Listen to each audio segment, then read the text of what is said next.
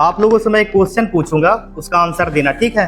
क्या कभी आपने किसी से मदद मांगनी चाहिए लेकिन डर के कारण चुप रह गए हो, इसलिए कि लोग क्या सोचेंगे? ऐसा कभी हुआ है आपके साथ? या फिर मान लो जैसे शिक्षक कोई भी मतलब टॉपिक आपको यहाँ पे ब्लैक बोर्ड में समझाते हैं, किसी के मन में हो सकता है कि क्वेश्चन में कहीं पास डाउट आ जाए, पीछे जो बच्चा बैठा हो या बीच में कहीं भी बैठ सकता है, लेकिन उसको लगता है कि अगर मैं क्वेश्चन पूछूंगा तो बाकी स्टूडेंट हैं वो लोग क्या सोचेंगे।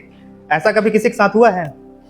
और वो इस डर से शायद ना पूछ पाया हो और फिर वो चैप्टर आगे चला गया हो, और जब वो एग्जाम में जब वही क्वेश्चन जब एग्जाम में आता है और जब हम उसको लिखते हैं तब हमको याद आता है कि, और वहीं तक हम जाके लिख पाते हैं और जहाँ से हमको समझ में नहीं आता वहीं से वो टॉपिक छूट जाता है।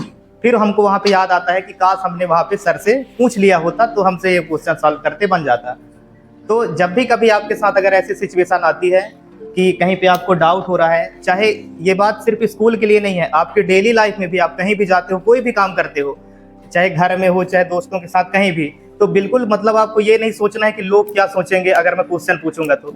आप क्या करोगे, उस क्वेश्चन को आप पूछ लीजिए, आपको डाउट है, ये मत सोचिए कि सामने वाला क्या सोचेगा, है ना? ज्यादा से ज्यादा क्या करेगा, मना कर देगा। लेकिन आप लोग पूछोगे तो इससे क्या होता है कि आपके अंदर एक मतलब कहा जाए तो एक ताकत आती है ना, कॉन्फिडेंस आता है कि क्वेश्चन पूछने का। और जब ये चीजें आप लगातार जब करने लग जाएंगे तो एक टाइम ऐसा आएगा कि आपको कहीं भी स्टेज वगैरह में अगर खड़ा कर दिया जाएगा तो आप कोई भी क्वेश्चन किसी के साथ भी कर सकते हैं।